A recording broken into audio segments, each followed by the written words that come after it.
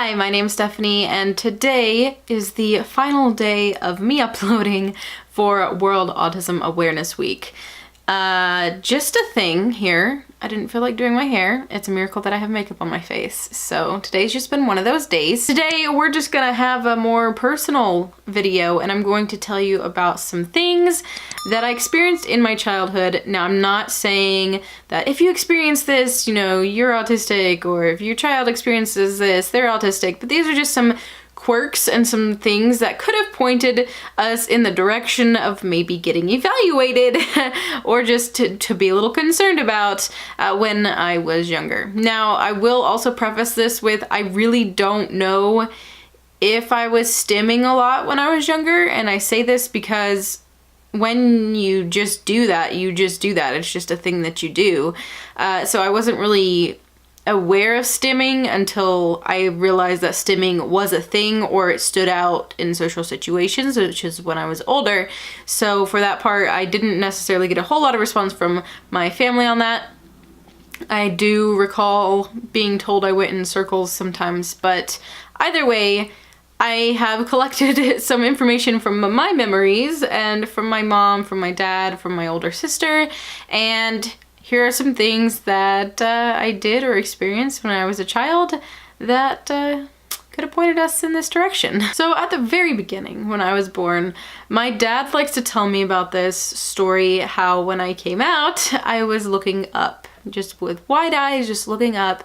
And he said, you know, I always knew from there that you would be curious and intelligent and stuff like that. Not really sure that has anything to do with anything, but it's just one of those things I remember my dad always telling me. When I was little, apparently I was really attached to my mom, which is kind of funny because I remember also being attached to a red car for some reason. I think it was because I was allowed to sit in the front seat when I was little. I don't know how that worked. I don't remember like the laws and everything, but for some reason that vehicle I could, and I really liked that red car. Okay, I loved the swing. In the wintertime and any time, I wanted to swing. All day, every day, swing. Apparently I screamed a lot when I was a kid and a baby, to the point that my mom claims to have maybe gone temporarily deaf. My older sister says, oh, the screaming, when I brought it up to her. She said I would scream when we forgot something at a restaurant, which I remember that. And she also said that if anything like changed and I wasn't, like, that's not what I wanted to happen or expected to happen, that I would scream about it too. My sister also remembers me lining up my toys, which is definitely one of those things that they ask you about. My mom said that she had to put my blanket on me the right way for me to be able to sleep. So apparently I would not sleep if my blanket was not on the correct way. My mom also said that I had learned how to walk downstairs, and then at one point I would scoot down them. Now I have a personal theory on this because I had a friend, or I thought they were my cousins. They were actually not, because we called their mom our aunt, but they're not actually related to us. And they had a basement, and they would scoot down the stairs, you know, like just go on your bottom down. So maybe that's why I did that. I don't know. But she said I went from like walking downstairs normally to going on my bottom to taking them one at a time. So I still do that, where I'll take one step and then get both feet on that step, then take one step and like the whole way down. Sometimes I can take them normally. It just takes a lot for me to get to that point. It's very strange. Don't know why. None of us know why. Nobody knows. It's not like I fell down the stairs or anything. It's just a thing. Okay, this one I think was just one of those moments I remember taking something literally, and in hindsight realizing that, oh my gosh, I was just taking them literally, like in the context of them just saying it to me. So we were having family pictures, and this is another thing I've noticed, that in a lot of like structured pictures, I wasn't really smiling. I wouldn't actually smile at the camera, but like if it was a candid photo, I'd be like really smiley and happy. So I don't know what that's about. I don't know if I just hadn't learned how to fake smile at the camera. So we were doing family pictures, and I remember them being like, Stephanie, smile, smile, come on, Stephanie. And they're like exasperated because I'm not smiling. I remember thinking, I am smiling. I don't know what your problem is. But finally, the photographer says, show me your teeth. And I look at her And she says, show me your teeth. And so I do. Because that's what you do, and you show the dentist your teeth. So they took the picture with me going like that because she said to show her my teeth. And I did. I did not realize that she meant smile with your teeth like this. She just said, show me your teeth. And that would be the picture that we got. P.S. That was my older sister's idea to get that picture, so I blame her for that. Another thing is that my dad thought I was very sentimental as a child, and he recently was telling me about this, and my older sister had also mentioned this. So basically, like, if he had gotten rid of an item, say like a crib or a couch, I think he mentioned, and I saw it and recognized that it was ours, I would flip out because it no longer belonged to us.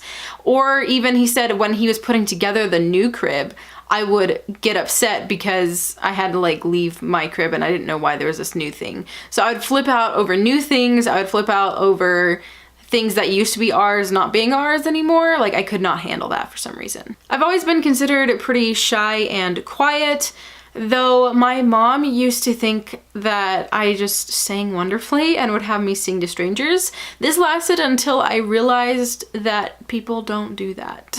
Throughout my childhood, I had like one female friend I would kind of stick to, and they would usually be my voice. I'd let them direct what we were doing. I'd let them talk to other people. I wouldn't go up to someone and like talk to them, if that makes sense. That was usually their job. If we were at their parents' or whatever, they had to talk to their parent. If we were in a social situation, they had to talk to the person, not me. But it was for me. Never really was fashionable. As you can see, that probably still translates to today. So when my older sister was playing a game, whether or not it was action-packed, maybe it wasn't really that exciting, I would be like over by her watching, because I always watched her play games, and I would be jumping up and down and flapping, and honestly I think I may have spun some, but I do remember like I wouldn't be thinking about it because I'm just really excited and this thing's gonna happen, and so I was reacting that way. And I remember my older sisters just looking over and be like, what are you doing? And yeah, did that a lot. Apparently, I liked swimming just about as much as I loved swinging. In fact, I remember being able to learn how to swim pretty well when I was younger.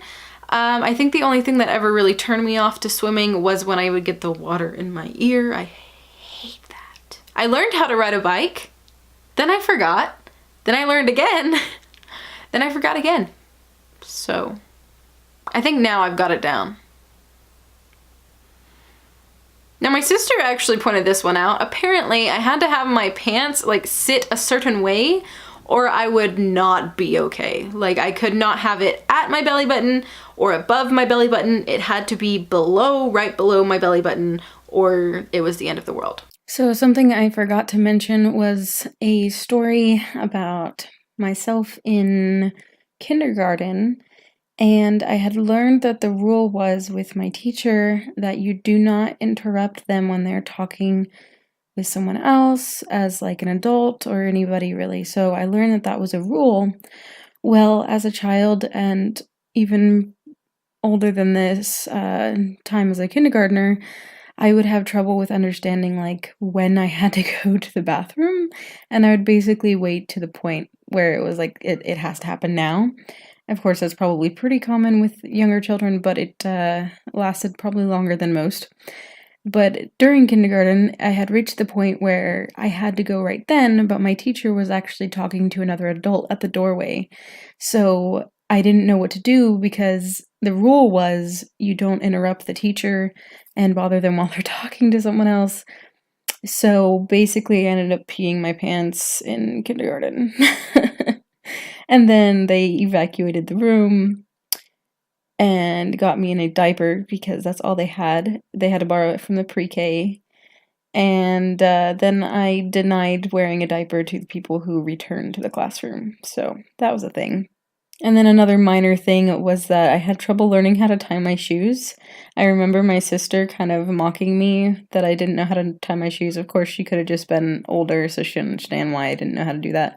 But I remember my mom telling her to basically be quiet and teaching me how to do like the 2 loops and then tie those together.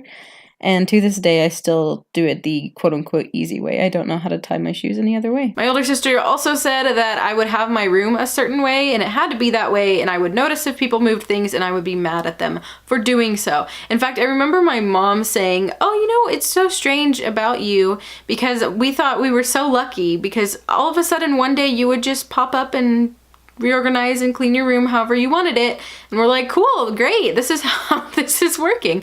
I will say that kind of changed later on in life. I usually had a messy room until I felt like dealing with it.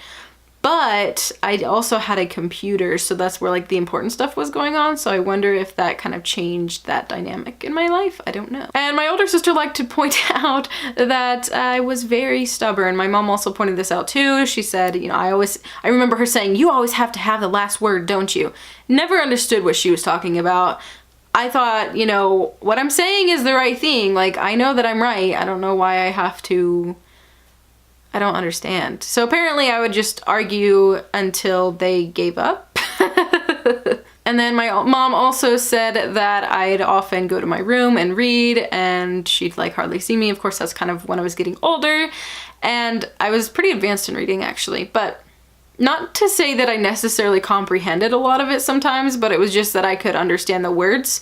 Sometimes I tried to go beyond what I really was comprehending, but that's just what happened. So those are some things that could have pointed to autism or just were weird about my childhood, and I wanted to share those with you. I think it's interesting because I remember my mom, when I first mentioned the idea of autism and stuff, she was like, oh, really? Well, okay. And then later on, I asked her about this, and she's like, oh, well, you know, we always just thought, oh, that's just Stephanie. Those weird things are just Stephanie. I'm like, thanks. Great. I don't think I ever really noticed the whole eye contact thing. Also, just a note here, I do know that I learned that a part of good listening is facing the teacher and looking at them. So I know I at least looked at their face because that was what was a good thing to do. So I learned how to do that. But I do remember very specifically having trouble with eye contact as a teenager, which is interesting to me because I thought, you know, if I have communication issues or whatnot, that maybe I would become better at them as I got older, and I didn't see that happening as a trend in, you know, looking back. It's almost like I got worse at it. And that's actually a thing. I looked that up in just kind of looking for things that maybe I could relate to. I look like I have shaved my head and I did not, so it was just kind of interesting to look into some of those things and realize that maybe if anybody thought, that's kind of weird, they might have taken me in to be looked at, but they didn't, and here I am, and now I get to tell my story to you guys in retrospect and as it happens. So this is kind of a rambly video. I'm sorry, I just wrote down the things that I could remember and that people have sent me to let me know about. Thank you so much for watching. Thank you for being here during World Autism Awareness Week, and I hope that you'll stick around. Let me know if you can relate to any of those things in the comments below, or if you've had signs that maybe your family missed or something like that. Let me know in the comments below. If you enjoyed this video, go ahead and give it a thumbs up and subscribe for weekly content every Thursday at 4 p.m. Central Standard Time. I hope you've enjoyed this week with me, and I'll see you next week. Bye!